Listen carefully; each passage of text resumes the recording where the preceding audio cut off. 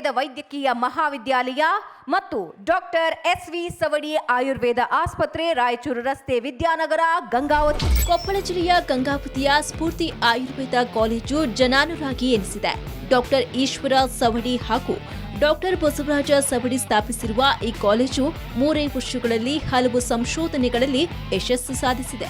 24 ವರ್ಷಗಳ ಆಯುರ್ವೇದ ಕಾಲೇಜಿನ ಅನುಭವವುಳ್ಳ ಡಾಕ್ಟರ್ ಬಸವರಾಜ ಸವಡಿ ಅವರು ತಮ್ಮ ಸಹೋದರ ಡಾಕ್ಟರ್ ಈಶ್ವರ್ ಸವಡಿ ಜೊತೆ ಸೇರಿ ನಡೆಸುತ್ತಿರುವ ಕಾಲೇಜಿನಲ್ಲಿ ಹೊಸ ಜನಪರ ಪ್ರಯೋಗಗಳಿಗೆ ಅವಕಾಶ ನೀಡಿದ್ದಾರೆ. ಗ್ರಾಮಗಳನ್ನ ದತ್ತು ಪಡೆದು ಆರೋಗ್ಯ ವೃದ್ಧಿಸುವುದರತ್ತ ಗಮನ ನೀಡಿರುವ ಕಾಲೇಜು 5 ಗ್ರಾಮಗಳಲ್ಲಿ ಮಹಿಳೆಯರ ಬಿಳಿ ಮುಟ್ಟಿನ ಸಮಸ್ಯೆಗೆ ಉಚಿತವಾಗಿ ಚಿಕಿತ್ಸೆ ನೀಡಿದೆ. ಪಿಂಕ್ ಪ್ಯಾಡ್, ಗ್ರೀನ್ ಪ್ಯಾಡ್ ಬಳಕೆಯ ಕುರಿತು ಜಾಗೃತಿ ಮೂಡಿಸಿದ್ದಾರೆ. ಕ್ಯಾನ್ಸರ್ ರೋಗಕ್ಕೂ ಔಷಧ ಸಂಶೋಧನೆ ನಡೆಸುತ್ತಿದ್ದಾರೆ. ಬೆನ್ನುಮೂಳೆ ಸಮಸ್ಯೆ, ಕತ್ತುಮೂಳೆ ಸಮಸ್ಯೆಗೂ ಸ್ಫೂರ್ತಿ ಆಯುರ್ವೇದ ಆಸ್ಪತ್ರೆಯಲ್ಲಿ ಶಸ್ತ್ರಚಿಕಿತ್ಸೆ ಇಲ್ಲದೆ ಚಿಕಿತ್ಸೆಯನ್ನು ನೀಡಲಾಗುತ್ತಿದೆ. ಕೊಲಂಬಿಯಾ ಸೇರಿದಂತೆ ನಾನಾ ದೇಶದ ರೋಗಿಗಳು ಇಲ್ಲಿ ಬಂದು ಚಿಕಿತ್ಸೆಯನ್ನ ಪಡೆಯುತ್ತಿದ್ದಾರೆ. ಶ್ರೀ ಬಸವರಾಜ ಸವಡಿ ಅವರು ವೇದಿಕೆಗೆ ಆಗಮಿಸಬೇಕಾಗಿದೆ.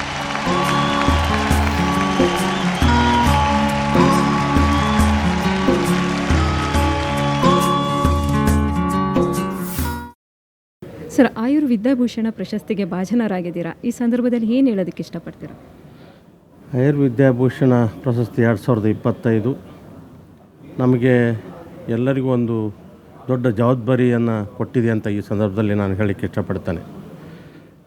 ಕನ್ನಡಪ್ರಭ ಮತ್ತು ಸುವರ್ಣ ನ್ಯೂಸ್ನವರು ಇವತ್ತು ನಮಗೆ ಏನು ಪ್ರಶಸ್ತಿಯನ್ನು ಕೊಟ್ಟಿದ್ದಾರೆ, ನಮ್ಮ ಆಯುರ್ವೇದ ಕ್ಷೇತ್ರದಲ್ಲಿ ನಾವೀಗೇನು ಆಯುರ್ವೇದ ರಾಷ್ಟ್ರೀಯ ಆಯುರ್ವೇದ ದಿನಾಚರಣೆ ಅಂಗವಾಗಿ ಇವತ್ತು ನಮ್ಮನ್ನೆಲ್ಲರನ್ನು ಗುರುತಿಸಿ ಈ ಪ್ರಶಸ್ತಿಯನ್ನು ಕೊಟ್ಟಿರ್ತಕ್ಕಂಥದ್ದು ಭಾಳ ಸಂತೋಷಮಯವಾಗಿರ್ತಕ್ಕಂಥ ವಿಚಾರ. ನಮ್ಮ ಆಯುರ್ವೇದ ಶಾಸ್ತ್ರ ಅಂತ ಹೇಳಿದರೆ ಅದು ಕೇವಲ ನಮ್ಮ ಇದಕ್ಕೆ ಮಾತ್ರ ಸೀಮಿತ ಇಲ್ಲ. ನಮ್ಮ ಆರೋಗ್ಯ ಅಂತ ಹೇಳಿದರೆ ಮನಸ್ಸು ಮತ್ತು ಆತ್ಮ ಮತ್ತು ಪ್ರಕೃತಿ ಇದು ಎಲ್ಲದಕ್ಕೂ ಸಂಬಂಧಿಸಿದಂತೆ ಇರುತ್ತೆ. ಅದಕ್ಕೆ ದಿನನಿತ್ಯದಲ್ಲಿ ನಾವು ಆಯುರ್ವೇದವನ್ನು ನಾವು ಅಳವಡಿಸ್ಕೊಂಡಾಗ ನಾವು ಆರೋಗ್ಯವಂತ ಪುರುಷನಾಗಲಿಕ್ಕೆ ಸಾಧ್ಯ. ಯಾಕಂತ ಹೇಳಿದರೆ ಇವತ್ತಿನ ದಿನಮಾನಗಳಲ್ಲಿ ಒತ್ತಡಗಳನ್ನ ನಾವು ನೋಡ್ತಾ ಇದ್ದೇವೆ. ಇತ್ತೀಚೆಗೆ ಇವಾಗ ತಾನೇ ಸ್ವಾಮೀಜಿಯವರು ಮಾತಾಡಿದರು, ದಿನನಿತ್ಯದಲ್ಲಿ ಯೋಗ, ದಿನನಿತ್ಯದಲ್ಲಿ ಆಯುರ್ವೇದ, ನಾವು ನಿತ್ಯ ವಿಚಾರಗಳನ್ನ ನಮ್ಮ ಆಯುರ್ವೇದದಲ್ಲಿ ಒಂದು ಸಬ್ಜೆಕ್ಟ್ ಇದೆ, ಸ್ವಸ್ಥವೃತ್ತ ಅಂಥೇಳಿ. ಸಮದೋಷ ಸಮಾಗ್ನಿತ್ಯ ಸಮಧಾತು ಮಲಕ್ರಿಯ ಪ್ರಸನ್ನ ಆತ್ಮೇಂದ್ರಿಯ ಮನ ಸ್ವಸ್ಥ ಇತಿ ಬಿದಿ ಅಂತ ಹೇಳ್ತೀವಿ ನಾವು. ಸ್ವಸ್ಥ ಪುರುಷ ಹೇಗಿರಬೇಕು, ಹಾಗಾದರೆ ಅದನ್ನು ಹೇಗೆ ಅಳವಡಿಸ್ಕೋಬೇಕು ಅದನ್ನು ಅಂದ್ಕೊಂಡಾಗ ನಾವು ಸ್ವಸ್ಥವೃತ್ತದಲ್ಲಿ ನಾವು ಹೇಳ್ತೇವೆ ಬೆಳಗ್ಗೆ ಯಾವಾಗ ಹೇಳಬೇಕು, ಎದ್ದು ಯಾವೆಲ್ಲ ಕಾರ್ಯಕ್ರಮಗಳನ್ನು ನಾವು ಮಾಡಬೇಕು, ಅದನ್ನು ಆರೋಗ್ಯವಂತ ಪುರುಷನ ಇರಬೇಕಾದ್ರೆ ನಾವು ಆ ಕ್ರಿಯೆಗಳು ಹೇಗಿರಬೇಕು, ಆ ಕ್ರಿಯೆಗಳಲ್ಲಿ ಕ್ಲಿಯರಾಗಿ ನಮ್ಮ ಆಯುರ್ವೇದ ಶಾಸ್ತ್ರದಲ್ಲಿ ಹೇಳಿದ್ದಾರೆ.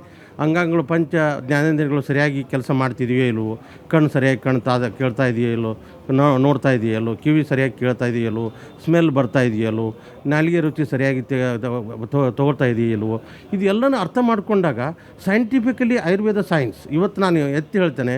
ನಾನು ಒಂದು ಸಂಸ್ಥೆಯನ್ನು ಕಟ್ಟಿದ್ದೇನೆ, ಪ್ರಾಚಾರ್ಯನಾಗಿ ಹೇಳ್ತಾ ಇದ್ದೇನೆ.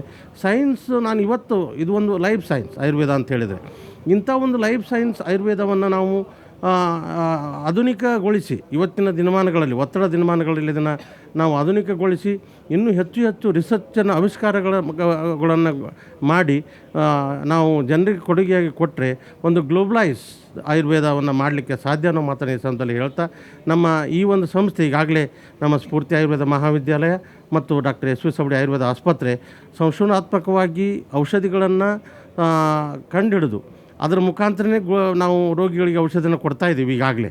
ಯಾಕಂತ ಹೇಳಿದರೆ ಅಲ್ಲಿ ಏನು ಆಗ್ತಾಯಿದೆ ಅಂತ ಹೇಳಿದರೆ ಇತ್ತೀಚಿನ ದಿನಮಾನಗಳಲ್ಲಿ ಜನ ಡೈರೆಕ್ಟಾಗಿ ಡಿಸೀಸ್ ಅಂತ ನನಗೆ ಹೀಗಾಗಿದೆ ಅಂತ ಬರ್ತಾರೆ.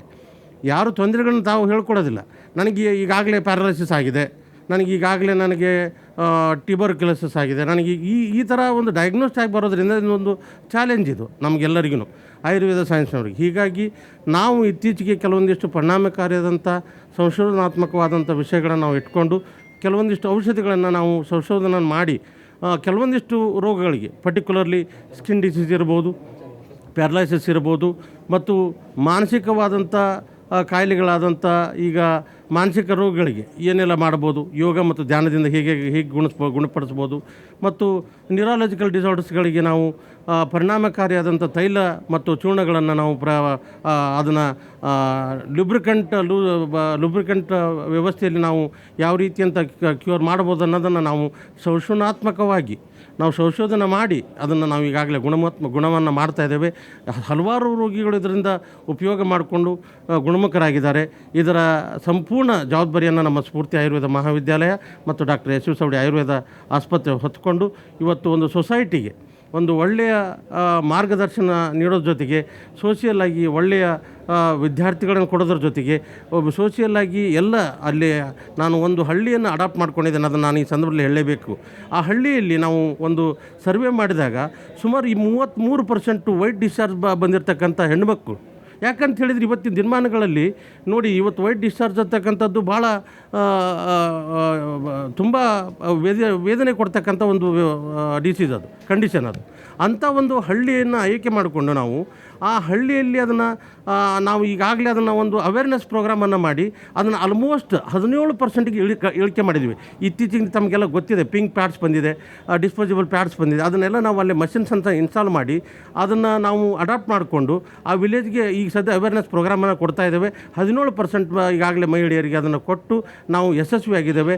ಅಂಥ ಒಂದು ಇನ್ನೂ ಹಲವಾರು ಯೋಜನೆಗಳನ್ನು ಮಕ್ಕಳಿಗಾಗಿ, ವೃದ್ಧರಿಗಾಗಿ ಮತ್ತು ಹಲವಾರು ಯುವಕರು ನೋಡಿ, ಇವತ್ತು ಹಲವಾರು ಯುವಕರು ತಮಗೆಲ್ಲರಿಗೂ ಗೊತ್ತಿದ್ದಂಗೆ ವ್ಯಸನರಾಗ್ತಾ ಇದ್ದಾರೆ, ಗುಟ್ಕಾವನ್ನು ಸೇವನೆ ಮಾಡ್ತಾ ಇದ್ದಾರೆ. ಅದನ್ನು ಬಿಡಿಸಲಿಕ್ಕೆ ಏನೆಲ್ಲ ಮಾಡಬೇಕು, ಆಯುರ್ವೇದದಲ್ಲಿ ಸಂಶೋಧನಾತ್ಮಕವಾಗಿ ನಾವು ಏನೆಲ್ಲ ಮಾಡಬೇಕು, ಸೊಸೈಟಿಗೆ ನಾವು ಏನು ಯೋಜನೆ ಕೊಡಬೇಕು ಅನ್ನೋ ಆ ಯೋಜನೆಯ ಜೊತೆಗೆ ಆ ಕನಸುಗಳನ್ನ ಕಟ್ಕೊಂಡು ನಾವು ಆಯುರ್ವೇದ ಮಹಾವಿದ್ಯಾಲಯವನ್ನು ಕಟ್ಟಿದ್ದೇವೆ. ಕಲಗುಡಿ, ಜಂಗಮ ಕಲಗುಡಿ ಅಂತೇಳಿ ಹಳ್ಳಿ ಹೆಸರು, ಅದನ್ನು ಅಡಾಪ್ಟ್ ಮಾಡ್ಕೊಂಡಿದ್ದೇವೆ.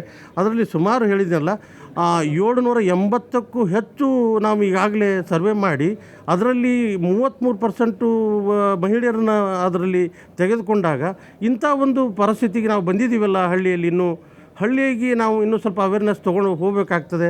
ಆ ಒಂದು ದಿಶೆಯಲ್ಲಿ ನಾವು ಈಗಾಗಲೇ ಯೋಜನಾತ್ಮಕವಾಗಿ ಸಂಶೋಧನಾತ್ಮಕವಾಗಿ ನಾವು ಮುಂದುವರಿತೀವಿ ಅನ್ನೋ ಮಾತನ್ನು ಈ ಜವಾಬ್ದಾರಿ ಕೊಟ್ಟಿರ್ತಕ್ಕಂಥ ಸುವರ್ಣ ಮತ್ತು ಕನ್ನಡಪ್ರಭ ಇವರಿಗೆ ನಾನು ಮತ್ತೊಮ್ಮೆ ಧನ್ಯವಾದಗಳನ್ನು ಹೇಳ್ತಾ ನಾನು 2 ಮಾತಿಗೆ ವಿರಾಮ ಕೊಡ್ತೇನೆ. ಧನ್ಯವಾದಗಳು. Thank you sir. Thank you.